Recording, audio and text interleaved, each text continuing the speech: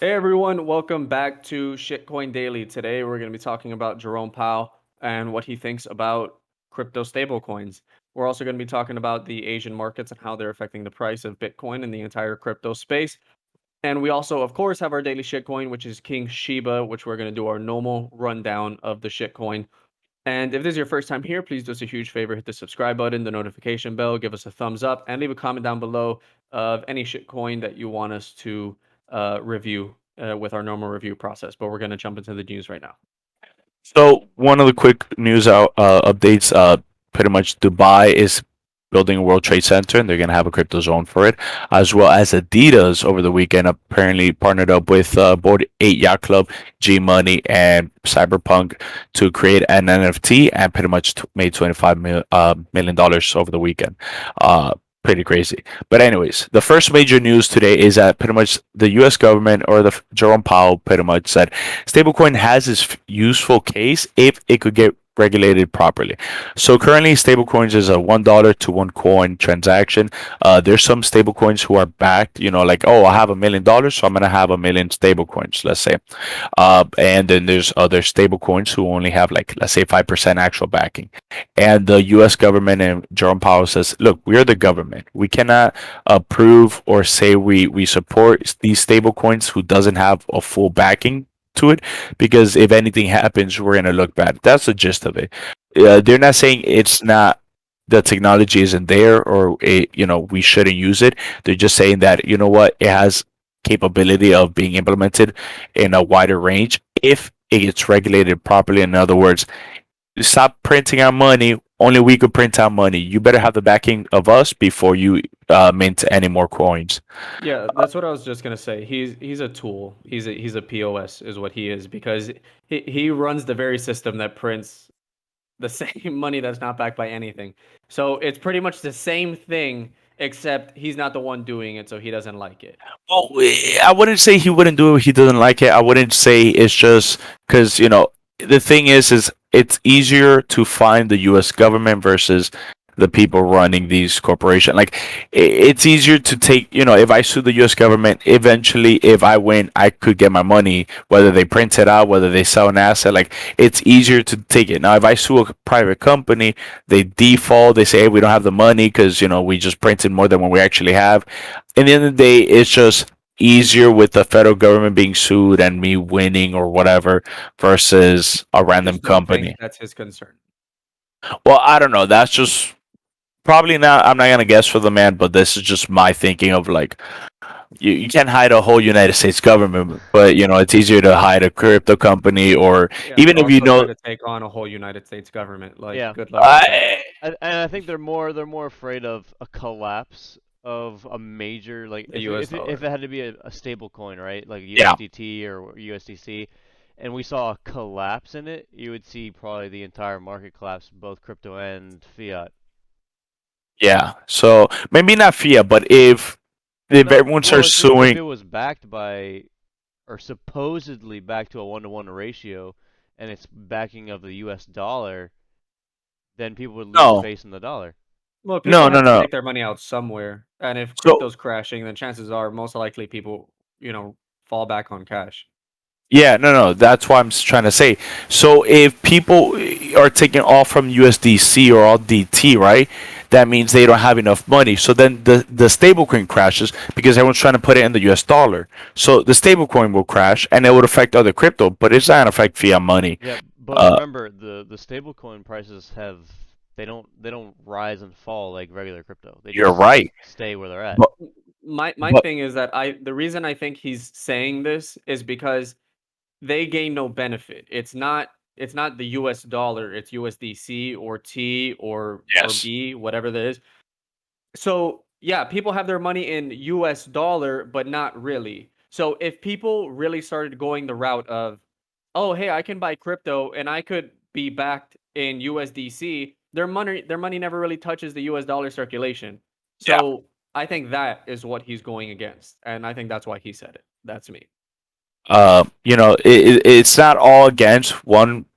Senator pretty much said that, hey, this is great. This is helps us. Once it's regulated, we're more than welcome to play with the idea of using Regulated means get their cut. get their cut or at least have the backing, 1-to-1. But we'll see how that goes. So Next on article. to the next article. The biggest thing, what you guys been seeing, pretty much why the Bitcoin has been at 47, 45, even at 42, is just that pretty much just like how we saw in 2017. Remember, pretty much China banned cryptocurrency, and since China was a big part of mining, they probably have a lot of fiat inside of market. So right now they're pulling out because they said, hey, remember, if you have cryptocurrency, that's banned. They banned the miners, so now this is pretty much a side effect of them liquidating. And just like how we have hedge funds and big investors, they also have hedge fund and big investors, trying to cut their losses and trying to get whatever they can out. I want to say by the beginning of next year, what this article says is that by beginning of next year, hopefully the sell off is done. They already sold all their assets.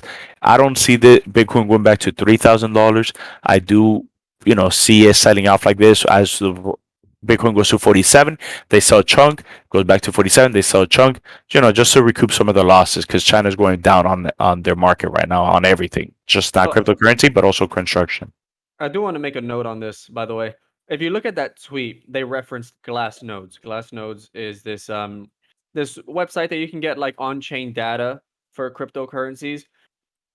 And while Asia is selling, and this isn't any new news when it comes to China banning, they're just honestly, China's one of the biggest holders for Bitcoin. So they're just doing it just to be a troll. If you look at on-chain data, there's never been a more crypto on their wallets, not on exchanges, meaning ready to trade, meaning in a wallet, than ever before in history. So it means people are not looking to trade or sell. It means for the most part, people are looking to hold. So I think what we're seeing right now is just you know, a FUD in the market that's causing some people, some big players to sell, or in this case, China banning crypto, which is forcing some people to sell. I think we're just in a little lull period until we hit a new all-time high, I think. And me personally, I always aim this cycle for 100K plus. So I think that's gonna happen next year before the end of second quarter. But that's just me. Yeah, I definitely agree. If it's gonna go for the next run up, which it's gonna happen no matter what, I believe. I think the next peak we're gonna see is 100, maybe 105, because that's gonna be a $3 to $4 trillion market cap. Wow. It's really crazy when you think about it like that. Bitcoin used to, not even be like 100 billion, Nah, 50 billion. Like crypto's come a long way. All right, but let's jump into our daily shitcoin. So today we're going to be talking about King Shiba, another DeFi coin. Am I correct on that? that is Ninja? it is in the DeFi space, but it's more. Yes, it is a DeFi coin because it does have a tax. It does have Ignore how he says adjustable. DeFi Yeah, or DeFi. DeFi, DeFi. my DeFi nonsense. But Is yeah. this gonna be the new GIF and GIF? So yes, the coin is King Shiba. They've been around since October, but they've got a lot done in the time that they have been around. So the group has been around for a little bit longer, but the coin has been available since October. They're actually one of the only coins in the shitcoin realm that I've seen already have a bridge application from Binance to Ethereum. They have a working bridge already. The staking has also just been released, and they're working on their second roadmap because they're about to complete their first in under 2 months.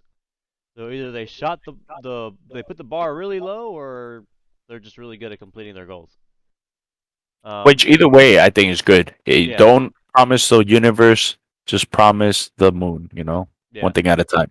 Again, So one thing I also do want to mention, all the all the these DeFi cryptos, if you notice, one thing that they aim for is a bridge. And if you really put some thought process into it, the reason that they do this is because it adds more liquidity. So it's a shit goal, if you ask me. I don't know. It's cool that they're one of the only ones from BSC to Ethereum, but it's one in a million, like at yeah, this point. and like Akira was saying, like it adds a lot of liquidity pools. I mean, if you look here, there are 5, 6 contract addresses. So I mean, that has to include liquidity pools, the exchange wallets, to process your transaction. Then the process from Binance to Ethereum has to have a pool in the middle to swap between the two. So I mean, that's a lot of pools that they can just liquidate whenever they want within the contract.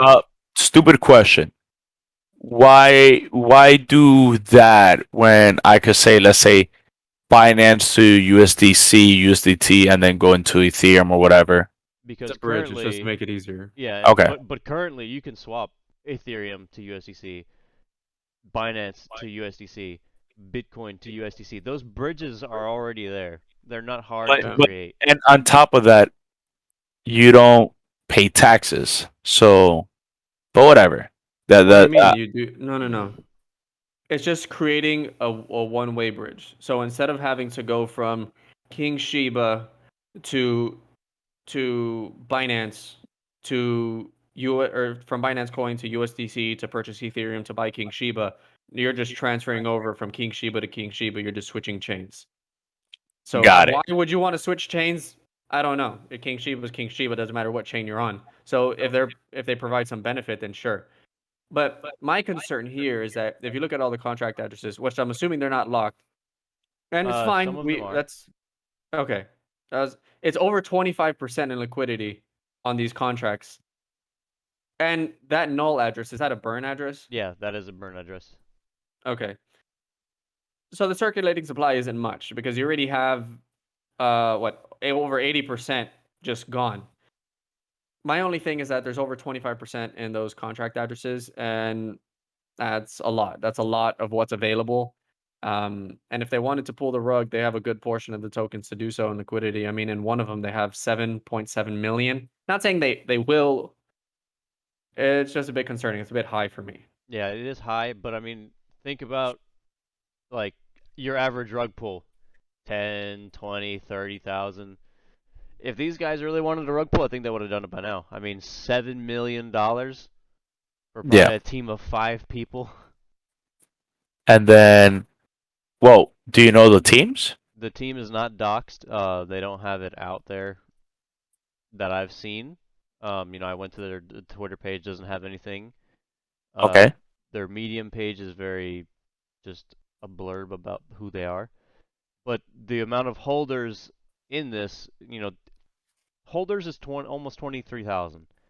Now take that, okay, you can buy bots, you can have people have fake addresses, but the Twitter followers, it's ringing close to that number. So I think most of those are legit. So this is a big community that is trading on this platform. Well, the two things that why I don't think it's gonna be rug pull. One thing is time has been around for a bit, and by now it should have, especially at all time high, it should have been a rug pull. But like it did down. If you look at the graph, pretty much it did down, it went, and it had a run up. Like if I was a rug puller and I saw, okay, you can't predict the all time high, and I saw that, and I see the run up coming up to second, mountain, I'll be like, okay, and I was like, fuck it, let me take my profit and just sell. But they didn't do that, so I don't think it's a rug pull. And also number two, I see that they're trying to do some NFT. If anyone's familiar with NFT, it's a lot more work than what people think. It's not like, oh, JPEG or whatnot. Obviously, this is not 10,000 worth of JPEG, but the fact that they want to create it is like, let me get some more money out of my people, you know. So I don't think it's a rug pull, but is it a shitcoin? Definitely a shitcoin. Yeah. I mean, they've also already created their NFT marketplace. You can see it here. It's mint, Yeah, or it's available. There are no NFTs available to be minted, which means everyone's already bought their NFTs. yeah, They're already out there. Now you have to go find them on OpenSea if people are selling them, which most likely they are. yeah. A lot of time people just make just to sell, which is fine. Again, we're in the early stages of these NFTs are pretty much the early version of the shit coins back in the day. When you see the big run up, I don't like NFT, not because of the technology, because of arts. I never believed in fine arts. I again, it's always speculative. Anyone could just give any value, same with cryptocurrency. But again, I digress. We'll see where AI goes. Yep. And if you look at this roadmap here, pretty much green is completed and white is still in the process. So you've got the community events and the audit. The audit is already taking place. And then I'm sure Party on Shiba Moon is just some meme. Yeah.